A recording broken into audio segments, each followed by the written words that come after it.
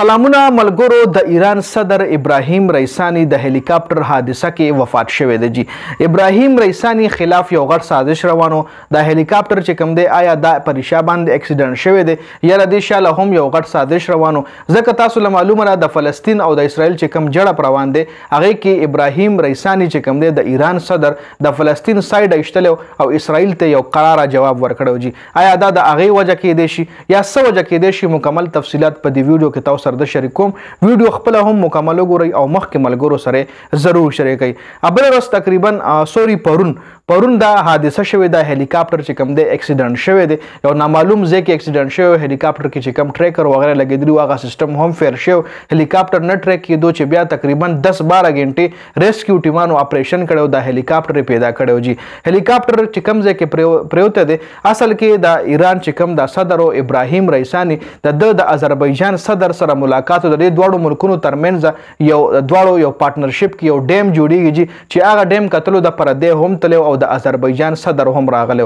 دا ډیم چې کوم دی د آذربایجان او د ایران دوړو چې کوم بارډر دی په دغه بارډر په علاقه باندې جوړیږي. جی د دوړو ملکونو بارډر دی. ایران او آذربایجان چې کوم دی گاونډي ملکونه دي. جی څه ټیم چې د خپلو کې ملاقات شوی دی د آذربایجان او د ایران د صدر ملاقات شوی. ملاقات نه پس چې هلیکاپټر راوړېدل دی. جی آذربایجان نه چې کله ایران ته راځي جنو په لاره باندې یو داسې ځنګل راځي چې هغه ځنګل ډیر زیات خطرناک داسې دی چې هغه کې موسم چې کوم دی بعض ټایم ډیر زیات یخ شي او بعض ټایم ډیر زیات ګرم شي.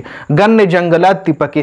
په هغه ځنګل باندې د هلیکاپټر چې راتېرېدو نو په دغه ځنګل باندې دی د اکسیډنټ ښکار جوړ شوی دی. حادثه ورسره شوې ده او د هلیکاپټر هم په دغه ځنګل کې ورپروت دی چې بیا تقریبا 10-12 غنټې ریسکیو ټیمانو اپریشن کړو او 10-12 غنټې پس دغه هلیکاپټر چې کوم دی دغه هلیکاپټر ملبه چې کومه دا غي پیدا کړي او بیا افیشلی نن سهار چې کوم دی اعلان وشو د ایران میډیا چې کوم دا غي باقاعده اناونس کړ چې زموږ چې کوم صدر صاحب دی ابراهیم رئیسانی هغه د هلیکاپټر حادثه کې وفات شوی دی. جی افیشلی اعلان وشو.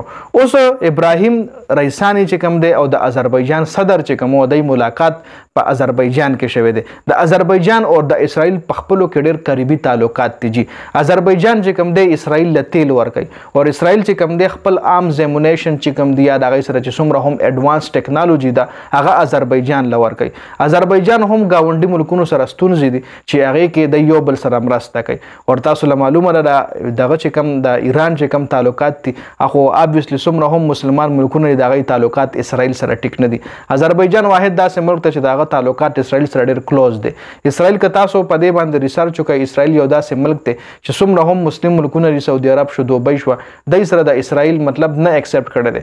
او تیل چې کوم دی د دې دواړو ملکونو کې ډېر زیات پروډکشن د دې کېږي نو تیل کمی چې کوم دی اسرائیل له خامخا راځي. نو تیل چې اسرائیل اخلي هغه د آذربایجان نه اخلي.